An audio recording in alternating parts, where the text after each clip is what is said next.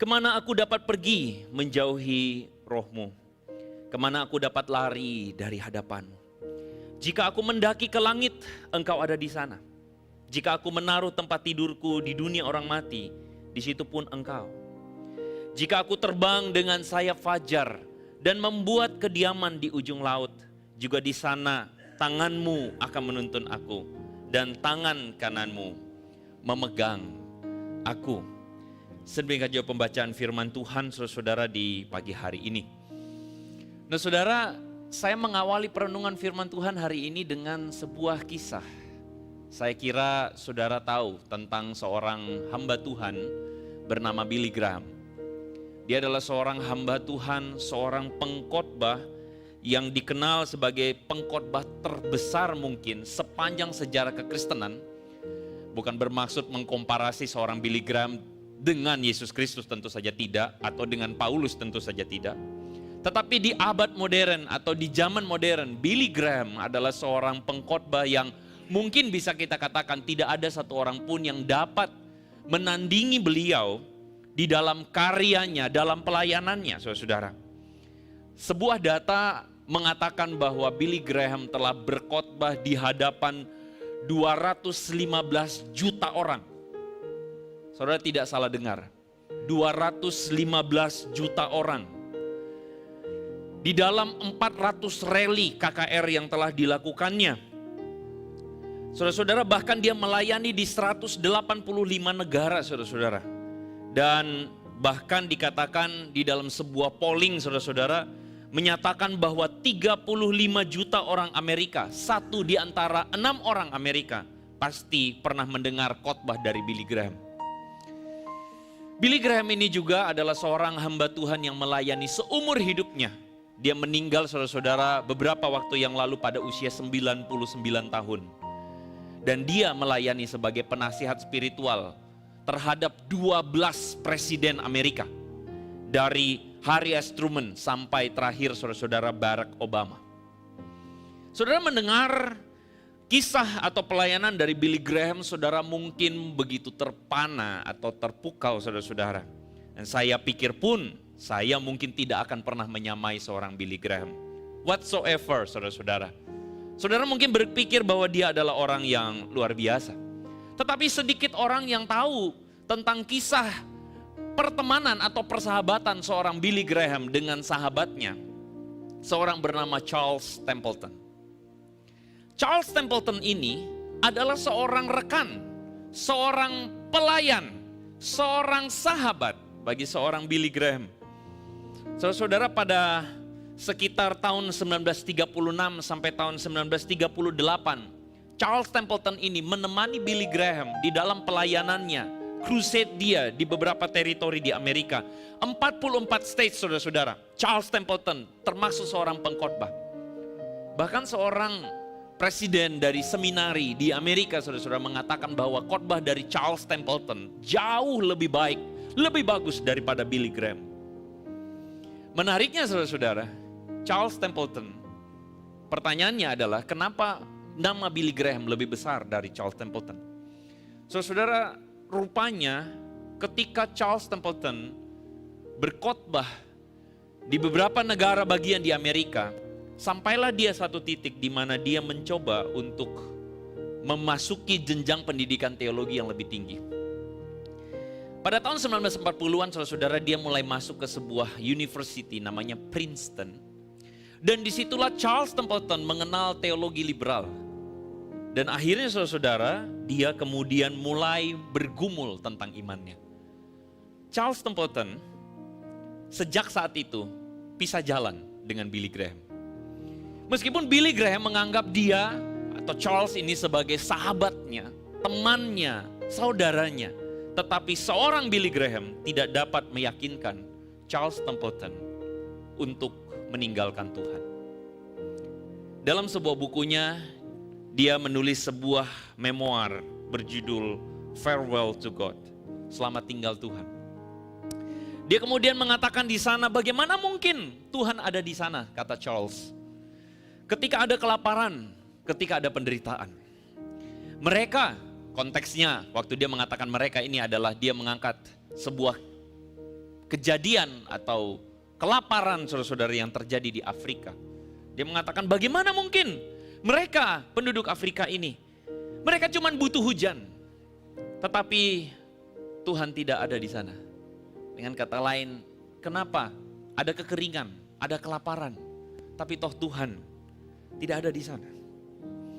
Saudara-saudara, saya tidak bermaksud untuk menggoyahkan iman saudara yang ada di ruangan ini. Saya tidak masuk menggoyahkan iman saudara yang menyaksikan khotbah ini secara streaming. Saya tidak bermaksud saudara-saudara menggoyahkan saudara-saudara ketika mendengarkan firman Tuhan. Tetapi saya ingin jujur di hadapan saudara. Sebagai seorang yang melayani saudara-saudara generasi muda.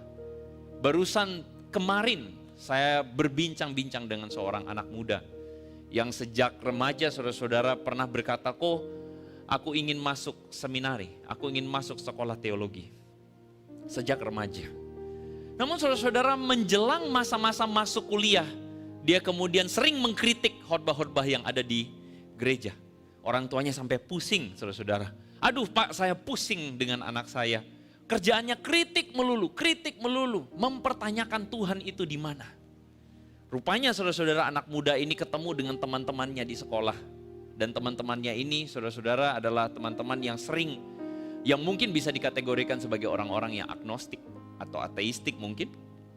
Sehingga saudara-saudara pemikiran dia lambat laun kemudian menonton konten-konten yang ada di YouTube, yang ada di media sosial.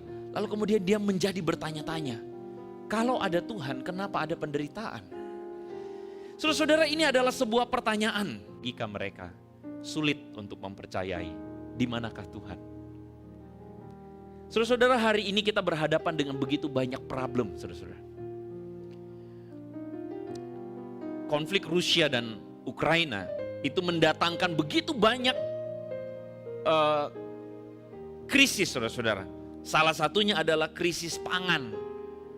Pasokan pangan, saudara-saudara, menjadi begitu terhambat. Gandum, saudara-saudara, harganya melonjak tinggi. Bahkan bagi negara-negara Eropa hari ini mengalami yang namanya krisis energi.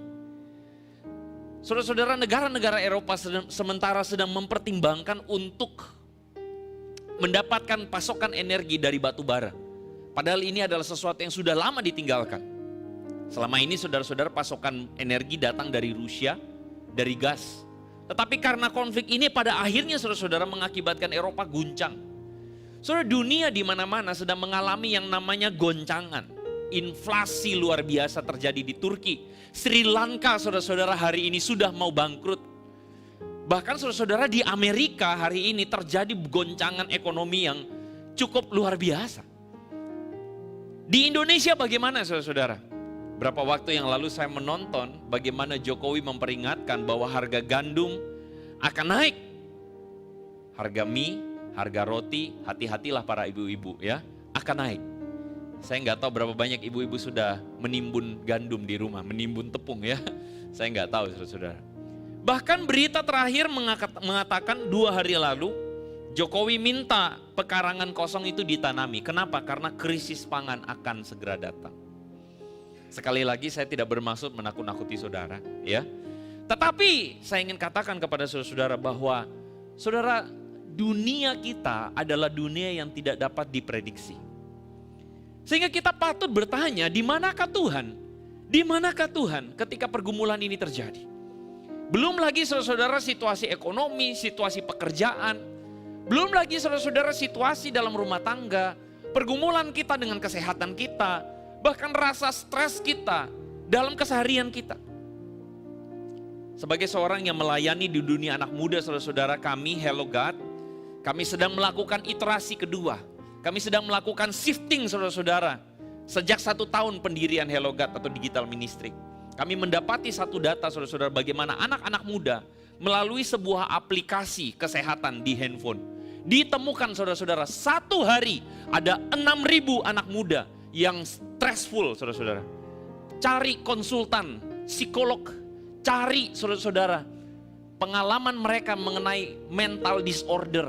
Stressful mereka tentang studi mereka, stressful mereka tentang hubungan dengan orang tua.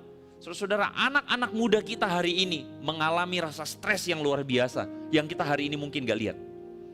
Yang kita lihat di permukaan adalah mereka ketagihan main game.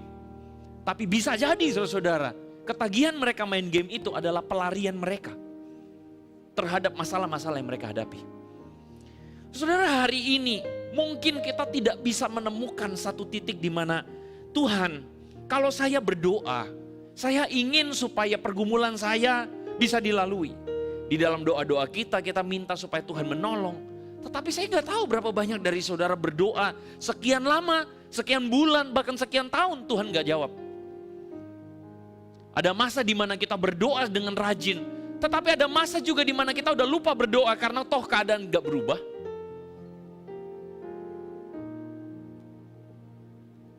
Lalu di manakah Tuhan? Di manakah Tuhan? Nah saudara, melalui perenungan hari ini saudara, saya mengajak saudara untuk melihat Mazmur nomor 139 ini. Ini adalah sebuah Mazmur yang kalau saudara baca secara konteks besarnya, saudara akan menemukan bagaimana Daud sebagai seorang pemazmur, seorang penulis dari Mazmur ini. Daud kemudian mengatakan sebuah keyakinannya, sebuah imannya bahwa Tuhan itu hadir dalam seluruh jalan hidup Daud. Tuhan itu hadir dalam seluruh kehidupannya dia. Nah menariknya saudara-saudara, ketika saudara baca atau kita baca ayat yang tadi, ayat yang ke-7, kita menemukan di situ Daud menuliskan, kemana aku dapat pergi menjauhi rohmu? Kemana aku dapat lari dari hadapanmu? Saudara, sebagai seorang yang menggumulkan firman ini, saya bertanya, kenapa narasinya harus lari? Halo? Kenapa narasinya harus lari? Kenapa Daud harus berkata, kemana aku dapat pergi? Kemana aku harus lari? Kenapa begitu? Saudara, ketika memikirkan, menggumulkan teks ini, saya teringat bahwa Daud ini adalah seorang yang pernah mengalami yang namanya pelarian atau dikejar-kejar oleh Saul. Ada satu masa di dalam hidup Daud itu saudara-saudara, Daud itu dikenal sebagai seorang pelarian. Daud itu dikenal sebagai seorang buronan. Saudara dapat lihat di dalam PowerPoint di depan atau di layar saudara. Saudara bisa melihat bagaimana itu gambar merah-merah itu saudara. Daud lari kemana-mana saudara-saudara karena dia dikejar-kejar oleh Saul. Ada satu masa di dalam hidup Daud, kalau misalnya kita semua merasa bahwa hari ini kita bergumul, kalau ada kita di antara kita merasa bahwa kita mengalami struggle dalam hidup, kalau engkau merasa bahwa engkau punya masalah dalam hidup, engkau bertanya, Tuhan di manakah engkau di dalam atau di tengah-tengah permasalahan yang sedang aku hadapi? Saya mau kasih tahu kepada saudara bahwa seorang Daud pernah mengalami satu masa yang begitu buruk dalam hidupnya. Dia pernah dikejar-kejar oleh Saul yang ingin membunuh dia. Lantaran Saul cemburu bahwa dia lebih dicintai oleh rakyat Israel. Pelarian itu saudara-saudara mengakibatkan Daud itu harus berpura-pura gila di depan Raja Gad. Bahkan Alkitab menceritakan kepada kita bahwa Daud membiarkan air liurnya meleleh ke janggutnya. Berpura-pura gila. Seorang yang tadinya diurapi sebagai raja. Saudara, para penafsir, beberapa penafsir memang agak berbeda dalam menafsirkan Daud kira-kira usia berapa diurapi jadi raja. Ada yang mengatakan Daud diurapi menjadi raja kira-kira usia 17. Bahkan ada yang mengatakan Daud diurapi jadi raja pada usia yang lebih dini, usia 12 tahun. Whatsoever. Saudara, coba saudara tempatkan diri sebagai seorang Daud. Tuhan atau katakanlah gembala saudara, Pak Elisa datang kepada saudara lalu mengatakan Tuhan memilihmu menjadi raja. Saudara, ketika saudara mendapatkan pesan Tuhan itu, apa bayangan saudara? Saya sangat yakin saudara langsung bersemangat. Bersemangat untuk apa? Wah, kalau Tuhan sudah berbicara, saya sudah siap menghadapi masa-masa yang indah dalam hidup saya. Betul begitu? Saya ngomong raja begini gak ada yang relate ya saudara-saudara ya. Karena gak ada yang mau jadi raja. Oke lah begini, saudara dinubuatkan saudara. Saudara nanti dalam Tuhan akan membuat engkau menjadi miliarder. Nah ini pada mau semua. Nah iya baru ketahuan saudara ya.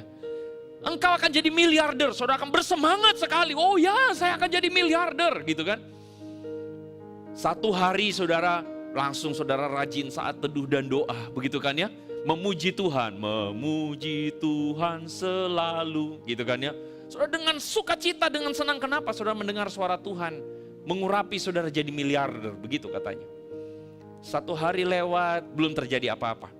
Saudara sudah menunggu apakah nanti akan datang kira-kira surat wasiat dari leluhur saya yang gak tahu dari mana, begitu kan ya. Kasih harta warisan. Oke, belum terjadi satu hari. 1 minggu saudara menunggu. Ternyata belum juga saudara ya. Sudah hadir rajin doa malam gitu ya. Rajin datang doa pagi gitu kan ya. Ikut renungan pagi. Kok belum datang juga. 1 minggu berlalu, belum juga. Oke, mungkin masih 1 bulan lah. Tunggulah. 1 bulan lewat, belum terjadi apa-apa saudara-saudara. Saudara masih dalam semangat yang sama? Masih? Udah enggak? Cepat banget putus semangat saudara.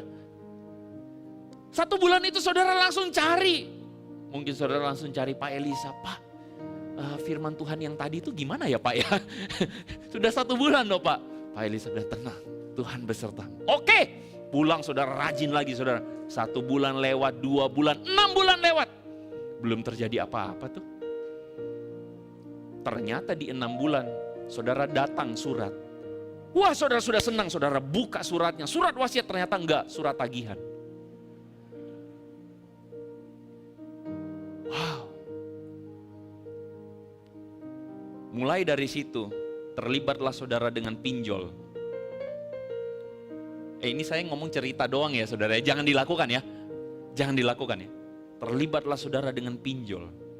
Lalu kemudian dikejar-kejar debt collector. Pindah rumah. Apa perasaan saudara? Jika seandainya saudara ketemu Pak Elisa, saudara mau ngomong apa sama Pak Elisa? Halo? Hah? Saudara mau ngomong apa sama Pak Elisa? Pak, siap-siap Pak ya. Tentu Pak Elisa tidak akan pernah ngomong bahwa saudara akan jadi miliarder, tentu enggak. Tapi maksudnya saya ingin mencoba menggambarkan situasi Daud pada hari ini. Saudara bisa merasakan apa yang Daud rasa. Saudara, dia dikejar-kejar sampai harus gila, berpura-pura gila di depan Raja Gad.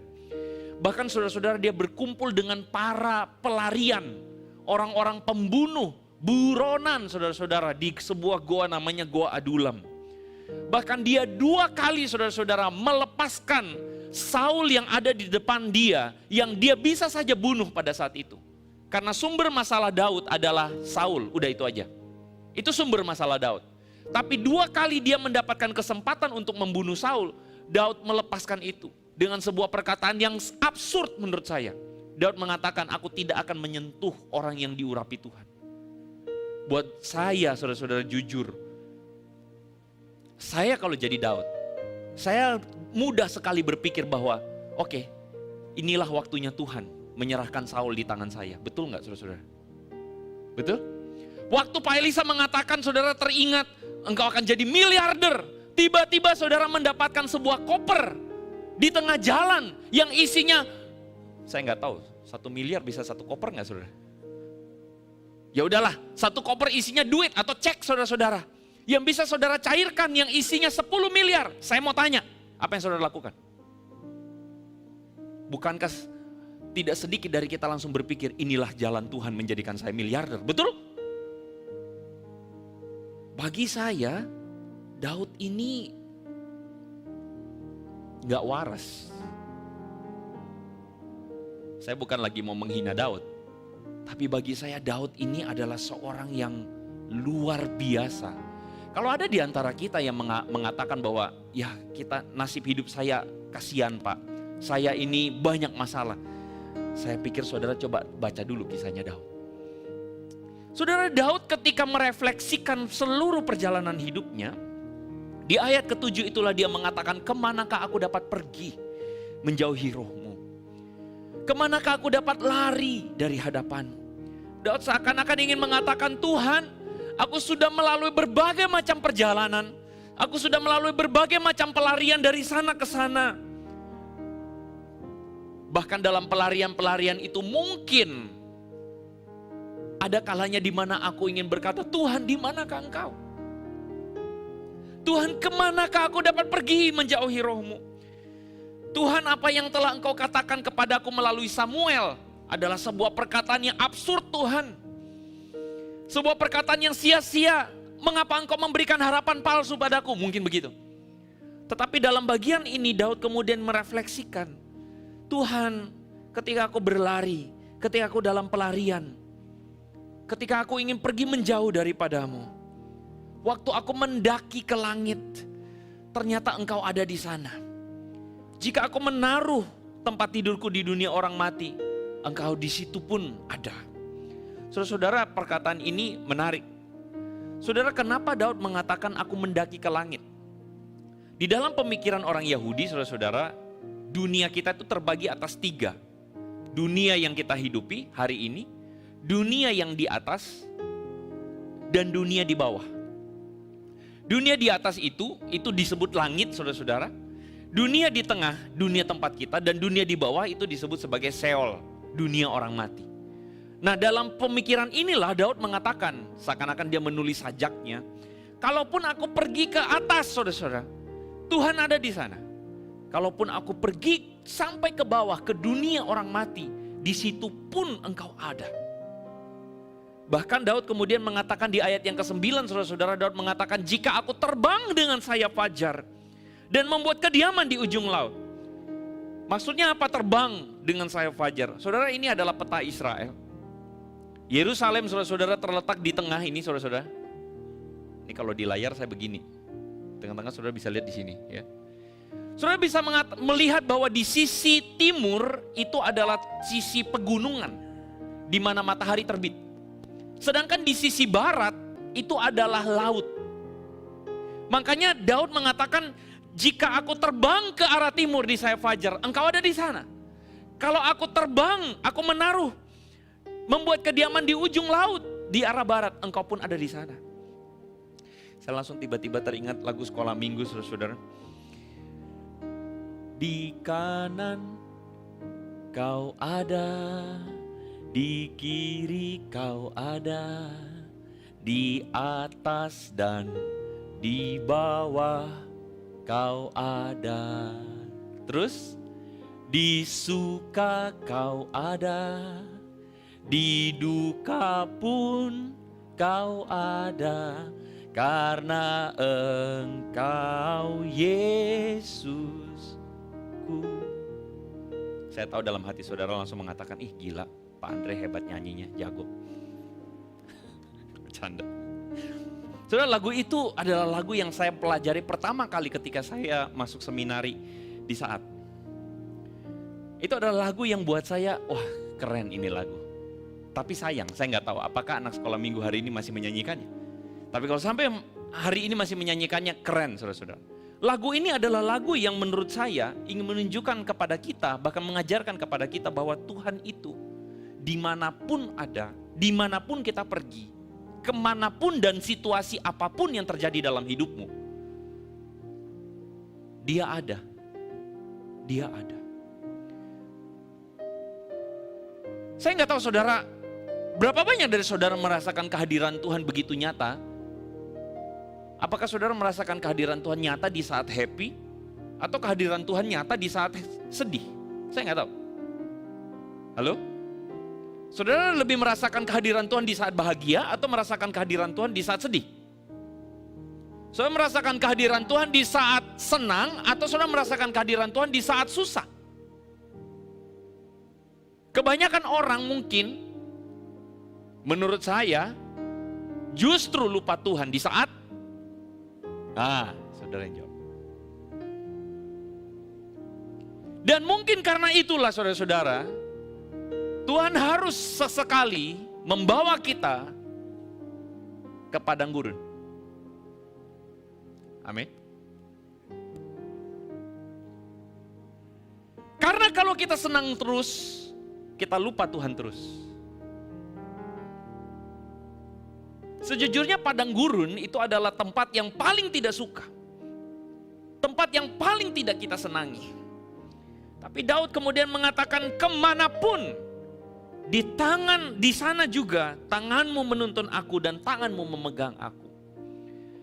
Saudara-saudara, kalau saudara baca kisah Yesus yang dibaptis, Saudara akan menemukan bagaimana Yesus kemudian setelah keluar dari air, lalu kemudian ada suara dari langit, betul?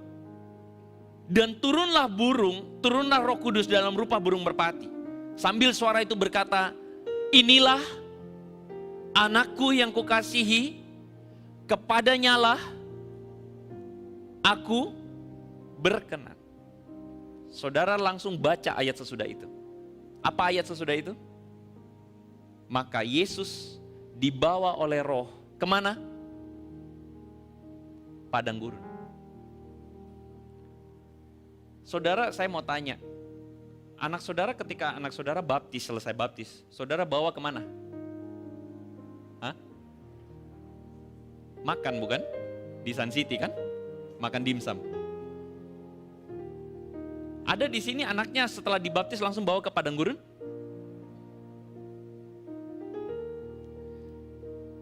Menariknya adalah firman Tuhan mengatakan Roh Kudus membawa Yesus ke padang gurun 40 hari 40 malam. Saudara, sering kali kita melihat padang gurun itu sebagai sesuatu yang harus kita jauhi. Kenapa? Karena kita tidak suka. That's the problem. Cara kita atau perspektif kita melihat padang gurun itu keliru. Kita selalu melihat padang gurun sebagai masa-masa sukar yang kalau boleh tidak perlu ada dalam hidup kita. Tetapi dalam perspektifnya Allah, padang gurun adalah sebuah alat yang baik untuk membentuk kita dan melatih kita. Seringkali di padang gurun saudara-saudara kita selalu bertanya-tanya, God is nowhere. Saudara lihat perkataan ini. God is. Saudara, ada dua perspektif orang ketika melihat statement ini. Yang pertama adalah God is nowhere. Tetapi ada orang Kristen yang mampu melihat God is now here. Saudara-saudara, di dalam penderitaan, seringkali kita tidak mampu atau kita lalai di dalam melihat bagaimana ada Allah di sana. Seringkali saudara di dalam penderitaan kita tidak mampu melihat bahwa ada Tuhan di sana. Kita gagal dalam melihat bagaimana Tuhan itu seringkali memakai penderitaan untuk membentuk kita di dalam rencananya Tuhan. Misalnya saudara membaca dalam Ulangan pasal 8 ayat 2-5. Saudara-saudara, saya ingin mengajak kita membaca sama-sama ringkasan ayat ini. 1, 2, 3.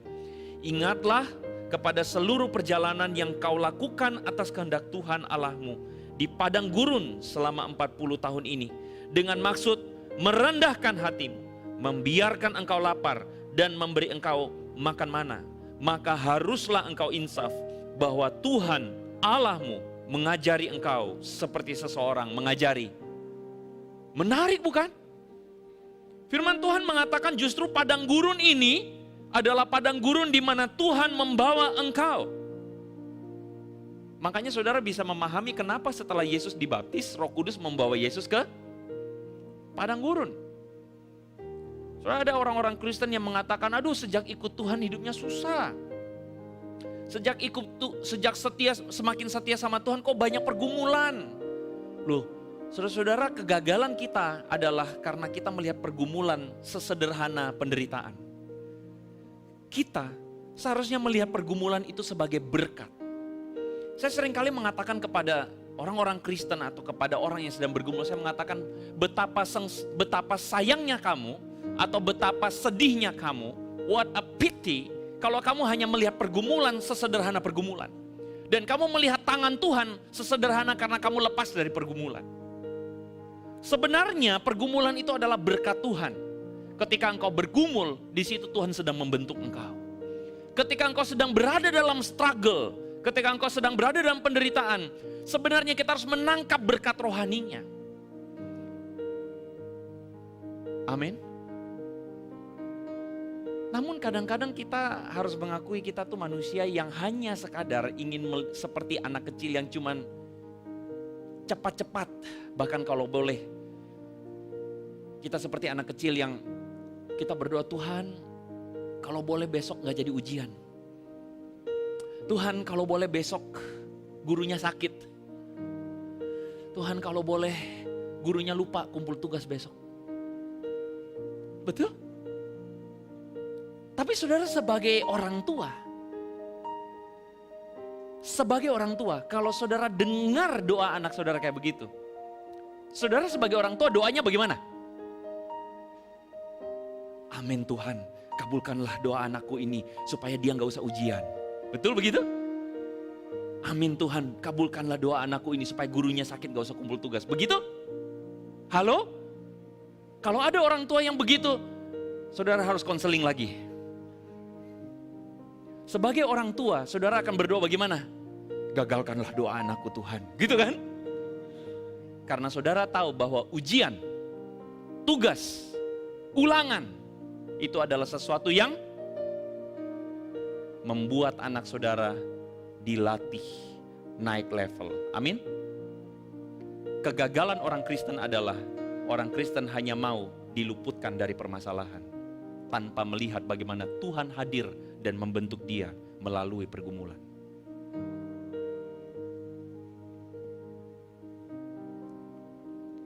Saya jadi memikirkan saudara-saudara bagaimana Daud itu mengalami pembentukan yang begitu luar biasa berat.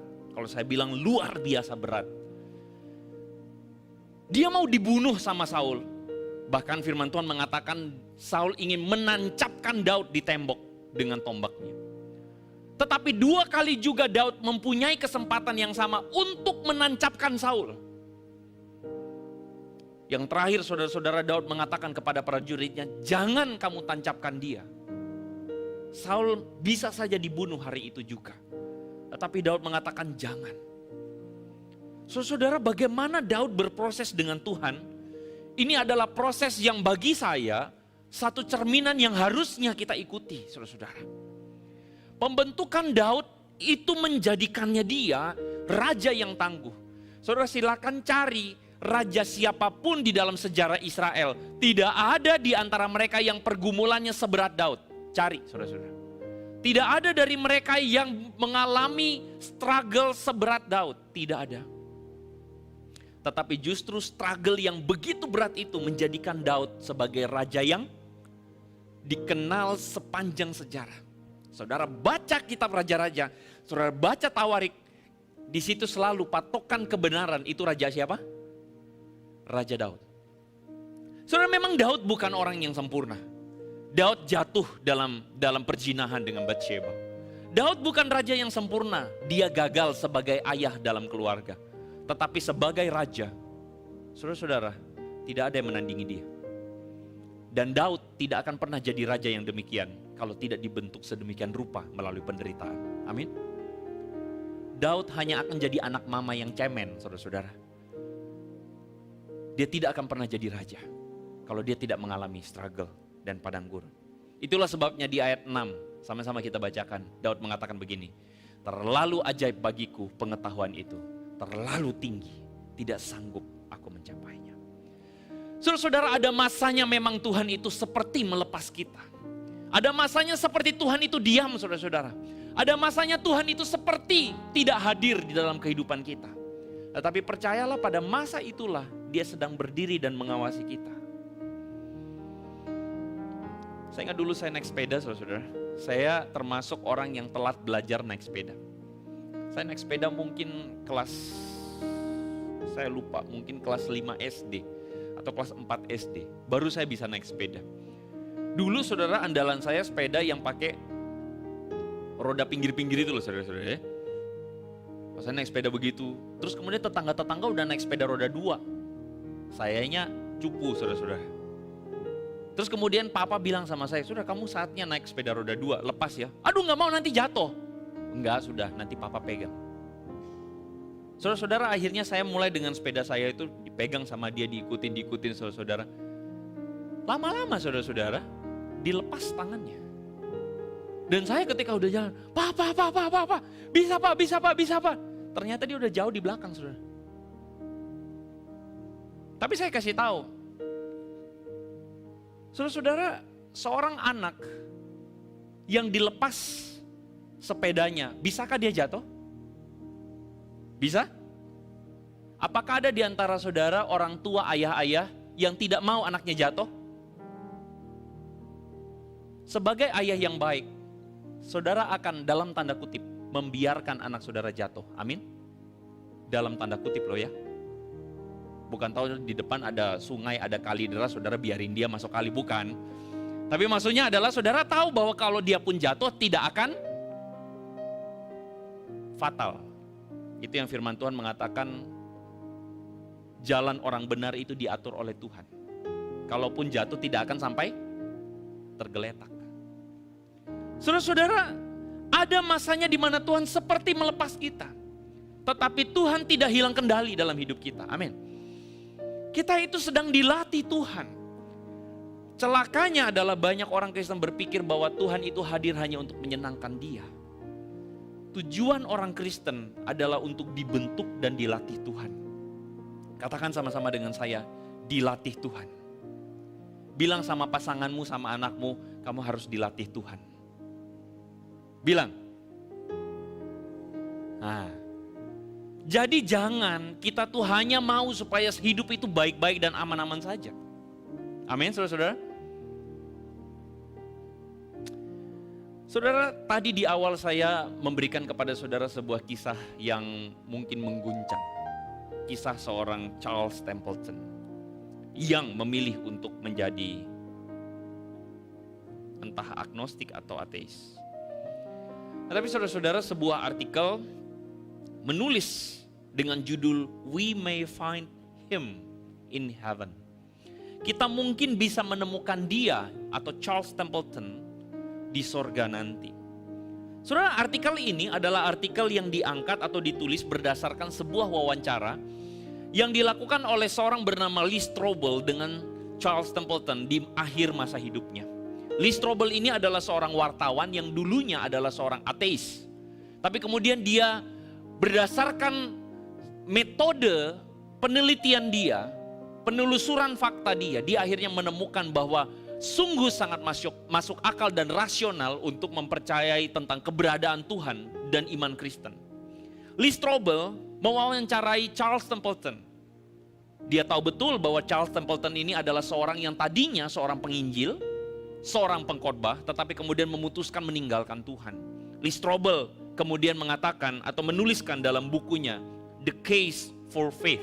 Dalam tulisannya dia mengatakan begini, ini wawancara dia. I was taken aback. You sound like you really care about him. Ini perkataan Lee Strobel kepada Charles. Kamu menunjukkan, ketika kamu ngomong, kamu menunjukkan seperti seakan-akan kamu tuh betul-betul care about him, about siapa? About Jesus, tentang Yesus. Lalu kemudian Charles Templeton mengatakan begini, well, yes, dia ini adalah seorang yang penting dalam hidupku. Yesus adalah seorang yang penting dalam hidupku. Lalu kemudian dia mengatakan, saya dengan bergetar saudara-saudara, lalu kemudian mengatakan, mungkin kedengarannya aneh, tetapi saya harus jujur mengatakan bahwa saya mengagumi Yesus. Selanjutnya Charles Templeton mengatakan begini, semua yang baik yang telah saya tahu, semua yang indah yang saya tahu, semua yang murni itu saya pelajari dari Yesus.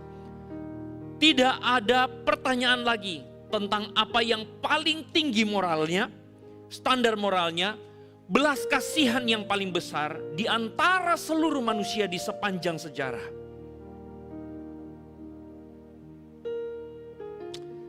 Ada banyak orang yang indah, tetapi Yesus adalah Yesus. Itu kata Charles Templeton. Menutup wawancara tersebut, Charles Templeton menangis, saudara-saudara. Lalu kemudian dia mengatakan, enough for me. Enough. Cukup buat saya. Saudara, apa kesimpulan saudara ketika membaca hasil wawancara ini? That's why kenapa artikel tadi mengatakan mungkin kita menemukan Charles Templeton di sorga. Atau mungkin katakanlah Billy Graham sedang berjumpa dengan Charles Templeton di sorga. Karena Charles Templeton tidak dapat menolak dan menyangkali bahwa Tuhan itu nyata. Yesus yang adalah Allah yang mengosongkan dirinya, mengambil rupa menjadi manusia, Bahkan dalam rupa yang menjadi manusia itu, dia merendahkan dirinya dan taat sampai mati di kayu salib. Tidak ada perwujudan Allah yang menyertai kita selain Dia, saudara-saudara. Memang ada banyak hal yang mungkin saat ini kita belum bisa pahami, saudara-saudara. Tapi percayalah bahwa Dia setia dan Dia tidak akan meninggalkan kita. Dan hal yang paling baik yang bisa kita lakukan adalah percaya akan hatinya Tuhan.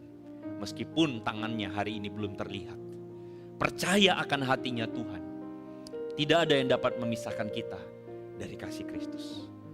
Saudara-saudara, sebagai sebuah penutup. Saudara, saya tahu waktu ngomong penutup semuanya pada senang, saudara-saudara ya. Akhirnya khotbahnya selesai. Saudara, kalau hari ini ada di antara engkau mungkin sulit untuk melihat tangan Tuhan atau sulit untuk melihat karya Tuhan dalam hidupmu. Saudara, saya teringat sebuah kisah masa kecil saya ketika saya ini waktu mungkin SD kira-kira. Saya ini adalah anak ketiga, anak bontot. Cici saya beda usianya 8 tahun. Saudara yang punya adik kecil laki-laki, saudara pasti relate. Adik kecil laki-laki, bocil, umurnya jauh, sifatnya apa? Iya. Saudara lagi ngatain saya. Annoying, saudara-saudara. Betul-betul annoying. Dan saya sebagai anak kecil dulu saya merasa saya itu caper, saudara-saudara. Karena apa? Karena saya kecil sendiri. Cici saya, saudara-saudara, sedang duduk di kursinya. Sementara saya lagi main mobil-mobilan di bawah, di lantai. Lalu dia sedang mengerjakan ini, saudara-saudara. Streaming ini, saudara. Saya nggak tahu ini namanya apa sih. Streaming, kristik, apa sih. Yang saya tahu pokoknya itulah streaming begitu. Dia sedang menyulam, saudara, apa itu? Ya beginilah, saudara, terus masukin lagi, keluarin lagi, dari atas masukin, keluarin gitu, saudara-saudara. Saya dari bawah melihat, lu lagi ngapain sih? Begitu saya bilang. Dia bilang cerewet lu, gitu. Dia terusin lah, saudara, lanjutannya. Saya melihat itu gambar dari bawah, itu berantakan, saudara. Ada yang pernah tahu ini? Atau udah gak pernah tahu? Mainannya handphone melulu sih. Saudara, kalau saudara ini streaming, saudara ketika dari atas itu ada polanya, bawahnya itu berantakan, ancur-ancuran, saudara, ini gak jelas ini apa. Saudara, saya lihat dari bawah, saya bilang, jelek amat lu bikin apa sih gitu. Ngapain buang-buang waktu gitu kan. Masuk, keluar, masuk, keluar, masuk. Saya bete melihatnya, saudara. Tapi kemudian Cece saya bilang, lu berisik. Cece lagi bikin sebuah gambar. Gambar apa saya bilang? Gak kelihatan dan gak beraturan. Ya kamu gak bisa lihat. Dari bawah, saudara, memang itu kelihatan gambarnya berantakan. Tapi dari atas itu gambar indah sekali. Saudara-saudara, hari ini mungkin hidupmu terasa berantakan. Mungkin dalam pergumulanmu sehari-hari ada banyak hal yang berantakan. Bahkan mungkin sebagian dari engkau merasa putus asa karena engkau merasa semuanya berantakan. Satu hal yang ingin saya beritakan melalui mimbar ini. Di tangan Tuhan, hidupmu indah. Amin. Pekerjaanmu hari ini mungkin berantakan. Bisnismu hari ini berantakan. Mungkin hubunganmu dengan orang hari ini berantakan. Studimu berantakan. Saya ingin kasih tahu sama saudara, jalani dengan Tuhan. Lakukan dengan setia. Lakukan dengan penuh takut akan Tuhan. Karena tangan Tuhan sedang merendah suatu karya yang indah. Mari kita berdoa, saudara.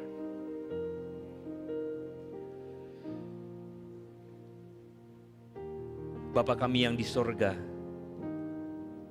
dengan sebuah ketundukan dan ketaatan, dengan sebuah penundukan diri di hadapan Tuhan yang Maha Tahu, yang hadir dalam kehidupan kami, yang seringkali kami tidak sadari dan tidak kami rasakan.